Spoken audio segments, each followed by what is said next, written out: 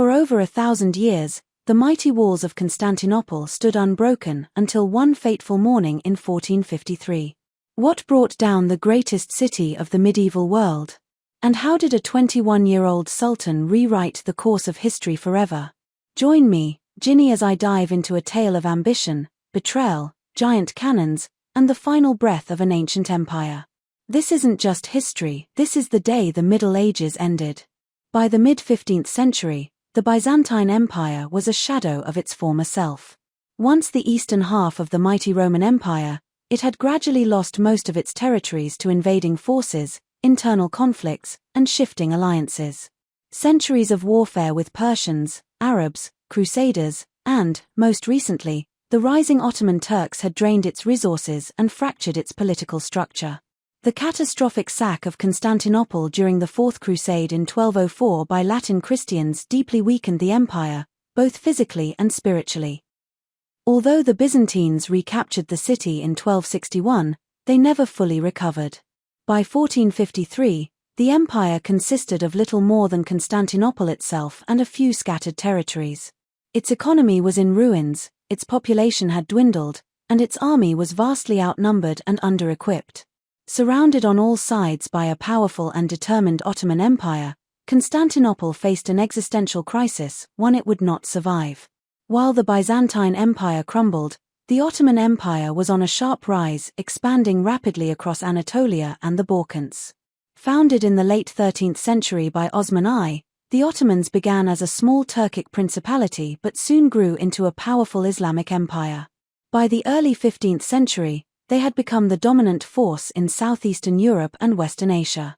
Under the leadership of Sultan Mehmed II, who ascended the throne at just 19 years old, the Ottomans were not only militarily strong but politically unified and fiercely ambitious. Mehmed, later known as the Conqueror, had a singular goal: to capture Constantinople and make it the jewel of his empire. To him, taking the city was not just a strategic necessity, it was a matter of legacy, prophecy, and religious fulfillment. By the time of the siege in 1453, the Ottomans had effectively encircled the Byzantine capital, cutting it off from allies and reinforcements.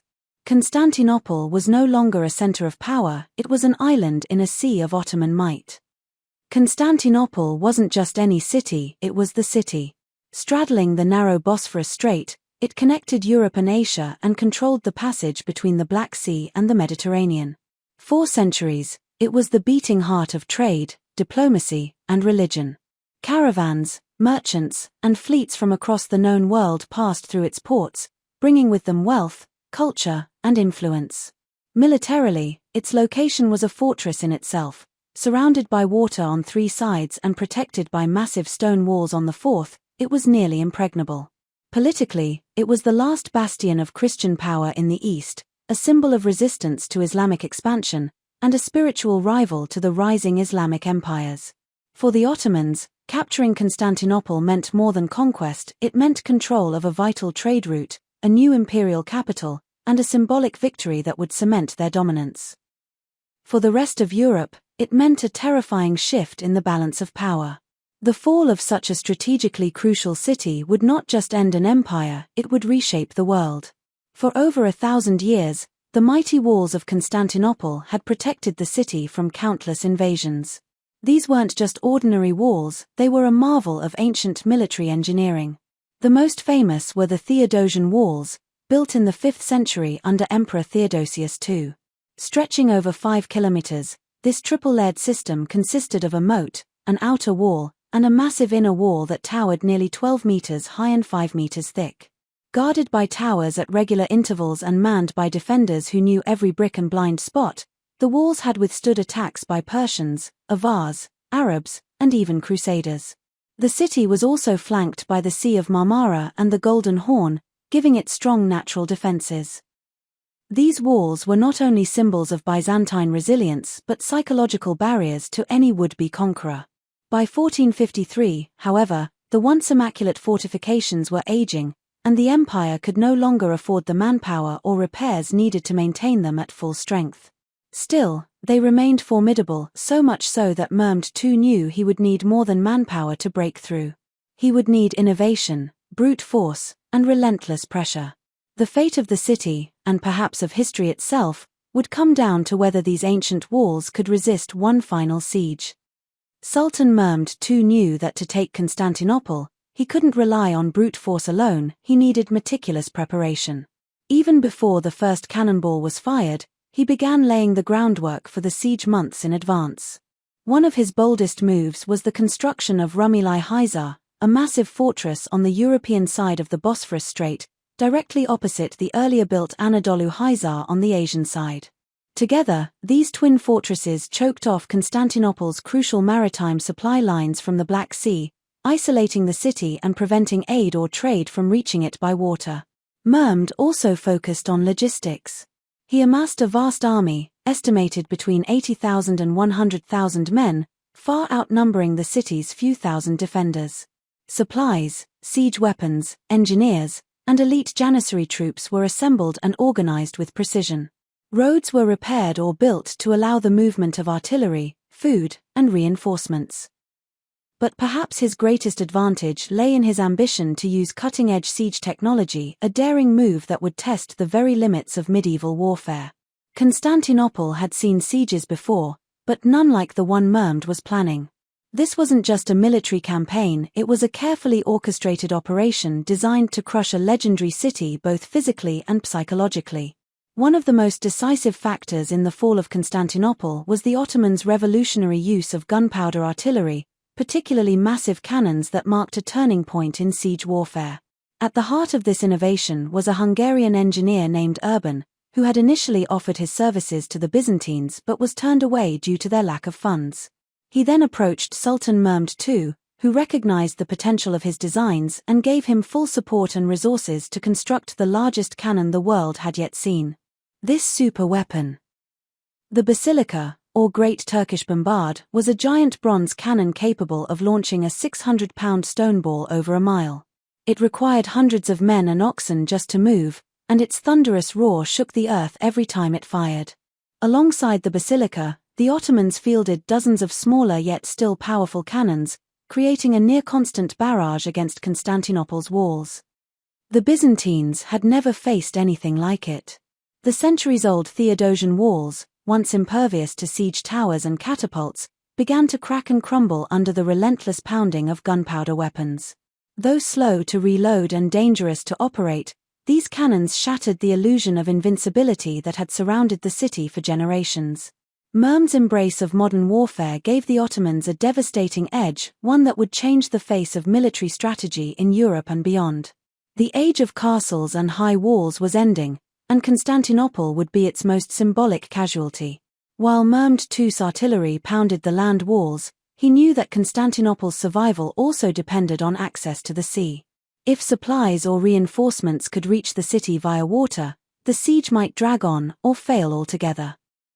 To prevent this, the Ottomans launched a massive naval blockade, deploying a fleet of over 100 ships to dominate the Sea of Marmara and the Golden Horn, the city's natural harbor. However, the Byzantines had a trump card. They had stretched a giant iron chain across the mouth of the Golden Horn, anchored between the city walls and the powerful Genos fortress of Galata. This ancient defensive trick had worked for centuries, preventing enemy ships from entering the harbor. The Ottomans, at first, seemed helpless to bypass it until Mehmed unveiled one of the most audacious moves of the siege.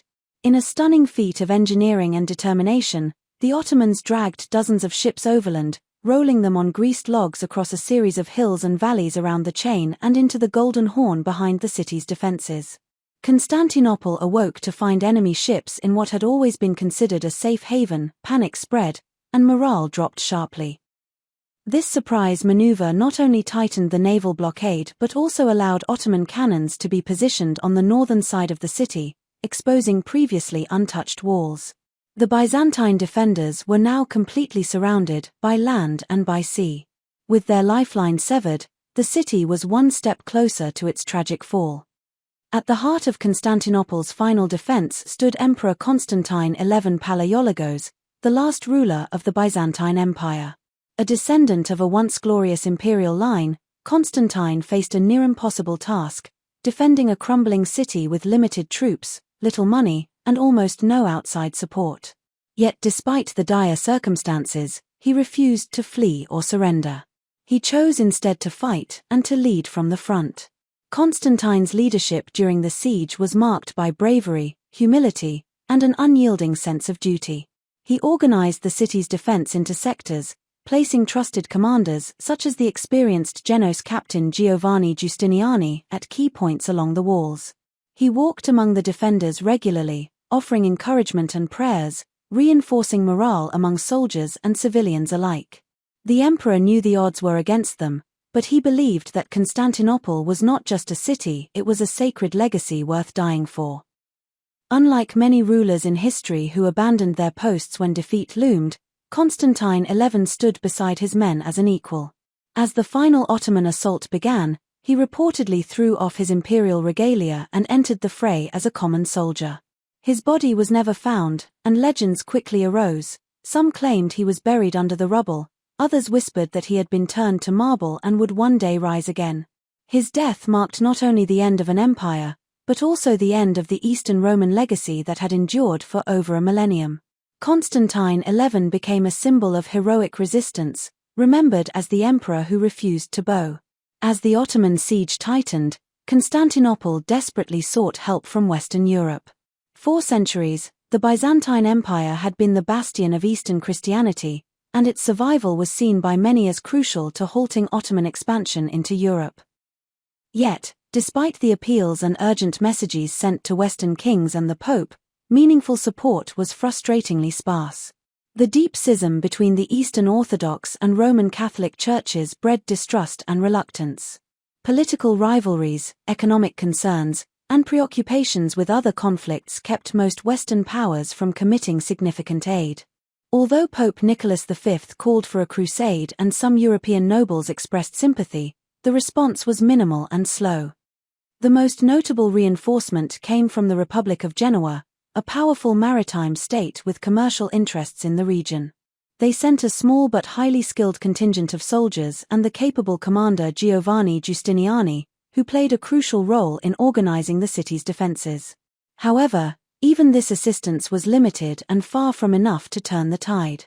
In the end, Constantinople was left to face the overwhelming might of the Ottoman Empire largely alone. This abandonment sealed the city's fate, marking a heartbreaking moment in history where political and religious divisions prevented unity in the face of a common enemy. Beyond the physical siege, Sultan Mehmed II understood the importance of breaking the defender's spirit. The Ottomans employed a range of psychological tactics designed to wear down morale and instill fear among Constantinople's defenders and inhabitants. The relentless cannon bombardment was not just a military strategy but also a psychological one. The thunderous explosions shook the city day and night, creating a constant state of terror and exhaustion. The deafening sounds and destruction reminded the defenders of their vulnerability and the inevitability of their city's downfall. Mehmed's forces also used displays of overwhelming strength to intimidate. The enormous size of the Ottoman army and the sight of massive siege engines lining the horizon sent a clear message: resistance was futile. Skirmishes and small raids tested the defenders' resolve, while prisoners were paraded publicly to demonstrate the consequences of defiance. At the same time, Ottoman messengers spread propaganda, offering terms of surrender that promised safety and honor, while threatening annihilation if the city resisted. These offers were calculated to sow doubt and create divisions among the defenders and citizens. Inside Constantinople, fatigue, fear, and dwindling resources amplified the psychological pressure. The knowledge that no significant help was coming from the West deepened despair. Yet, despite these efforts to break their will, the defenders remained fiercely determined until the final assault, when the walls finally gave way. After 53 grueling days of siege, on the early morning of May 29, 1453, the Ottoman forces launched their decisive and all-out assault on Constantinople. Exhausted defenders, battered walls, and relentless bombardment had weakened the city's defenses, but the outcome was far from certain until the very last moment. The attack was meticulously planned and executed in multiple waves, involving tens of thousands of Ottoman soldiers and elite janissaries storming different sections of the city walls simultaneously. The defenders fought fiercely, repelling wave after wave of assaults, utilizing every arrow, spear, and sword they had left. However, the massive cannon fire had taken its toll, creating breaches and crumbling key parts of the once impenetrable Theodosian walls. One of the pivotal moments came when Ottoman troops managed to climb the walls near the Kirka Porta, a small postern gate that had been left inadequately defended. This breach allowed them to pour into the city's interior. Despite desperate Byzantine resistance, the Ottomans flooded through, turning the tide irreversibly. Emperor Constantine XI is said to have fought bravely alongside his soldiers, rallying them until his final moments. His death marked the symbolic end of the Byzantine Empire and the Roman imperial legacy that had lasted for over a millennium. By midday, Constantinople was fully under Ottoman control. The city, once the heart of Eastern Christianity and the ancient Roman Empire, had fallen, ushering in a new era dominated by the Ottoman Turks. The fall of Constantinople is inseparable from the story of its last emperor, Constantine XI Palaiologos. Unlike many rulers who fled or surrendered when their realms were doomed, Constantine chose to stand and fight alongside his people in the city's darkest hour. According to eyewitness accounts and later legends, as the final Ottoman assault began on May 29, 1453, Constantine donned simple armor, removed his imperial insignia, and joined his soldiers on the front lines. He was seen rallying the defenders, leading counterattacks, and fighting bravely against overwhelming odds. Despite the chaos and the tide turning against the Byzantines, Constantine's presence inspired those still willing to resist. However, as the Ottomans breached the walls and poured into the city, the emperor was lost in the melee. His body was never definitively found, sparking many legends and myths that endure to this day. Some tales suggest he was killed in battle, fighting to the very last breath. Others believe he was buried beneath the rubble or that he transformed into a statue, destined to awaken one day when Constantinople or Greece would rise again. Whatever the truth, Constantine XI's death symbolized the end of the Byzantine Empire and the Roman imperial tradition that had lasted nearly 1,500 years. For Greeks and Orthodox Christians, he became a martyr and national hero, embodying courage, sacrifice, and the tragic fall of a civilization. His story remains a powerful reminder of loyalty and resilience in the face of insurmountable odds.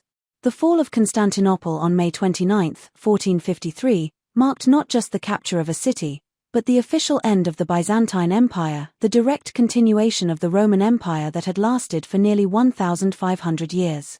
With the empire's capital now under Ottoman control, the remaining Byzantine territories, which were already reduced to mere fragments, quickly disintegrated or were absorbed.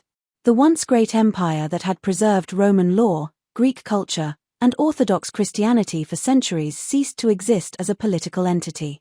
Its fall shocked the Christian world and sent ripples through Europe, marking a significant shift in power from east to west and heralding the rise of the Ottoman Empire as a dominant regional force. Many Byzantine scholars, clergy, and intellectuals fled westward, carrying with them priceless manuscripts and knowledge. This migration contributed to the European Renaissance, as these refugees brought classical Greek and Roman texts that had been preserved in Byzantine libraries. In this way, the Byzantine legacy lived on culturally, even as its political power vanished. For the Orthodox Christian world, the loss was devastating. Constantinople had been the spiritual and administrative center of Eastern Orthodoxy. Its capture led to the relocation of the Ecumenical Patriarchate under Ottoman rule, where it retained religious authority but with reduced political influence. The fall also forced a rethinking of European defense strategies, as the Ottoman Empire continued to expand into the Balkans and Central Europe. It spurred calls for united Christian resistance, although such efforts would be complicated by political divisions for centuries to come. Ultimately, the end of the Byzantine Empire symbolized the close of the medieval era and the beginning of a new geopolitical landscape dominated by the Ottomans and the emerging powers of Europe. The fall of Constantinople sent shockwaves throughout Europe, but it also inadvertently fueled one of the greatest cultural revivals in history, the Renaissance. As Byzantine scholars, scribes, and philosophers fled their fallen city, many found refuge in Italian city-states such as Florence, Venice, and Rome. They brought with them precious manuscripts, ancient Greek and Roman texts that had been preserved in Byzantine libraries for centuries. This influx of classical knowledge rekindled European interest in humanism, philosophy, art, and science.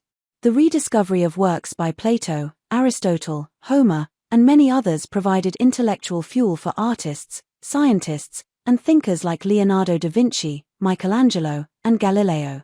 The Renaissance blossomed in part because these scholars introduced a deeper appreciation for classical antiquity and critical thinking. Moreover, the fall of Constantinople forced Europeans to seek new trade routes to Asia, as the Ottomans now controlled the traditional land routes through the east. This economic pressure helped spur the age of exploration, leading to voyages by explorers such as Vasco da Gama and Christopher Columbus, which ultimately reshaped global history. Politically and militarily, the loss of the Byzantine Empire heightened European fears of Ottoman expansion. It led to the formation of various coalitions and crusades aimed at checking Ottoman power, although unity was often elusive due to internal rivalries and religious divisions. In summary, while the fall of Constantinople was a devastating blow, it also acted as a catalyst that accelerated Europe's cultural, intellectual, and geopolitical transformation, shaping the course of Western civilization for centuries to come. The conquest of Constantinople was a monumental milestone in the rise of the Ottoman Empire, transforming it from a regional power into a dominant imperial force that would shape the history of 3 continents for centuries. Sultan Mehmed II, who earned the title Mehmed the Conqueror after this victory, established Constantinople, renamed Istanbul, as the new imperial capital, signaling the beginning of a new era. Under Mehmed's visionary leadership, the city was rapidly rebuilt and repopulated. He encouraged migration from all over the empire and beyond, welcoming Christians, Muslims, and Jews alike, fostering a multicultural metropolis that became a thriving political, economic, and cultural center. Istanbul's strategic location allowed the Ottomans to control key trade routes between Europe and Asia, making the empire immensely wealthy and influential. The fall of Constantinople also paved the way for further Ottoman expansion into the Balkans, the Middle East, and North Africa.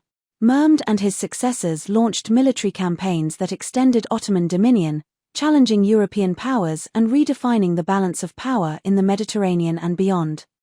Militarily, the successful use of gunpowder artillery and new siege tactics during the conquest set a precedent for Ottoman warfare, combining traditional cavalry and infantry forces with innovative technology. This made the empire a formidable adversary for centuries. Culturally, the Ottomans preserved many Byzantine institutions while blending them with their own traditions, creating a unique and enduring civilization.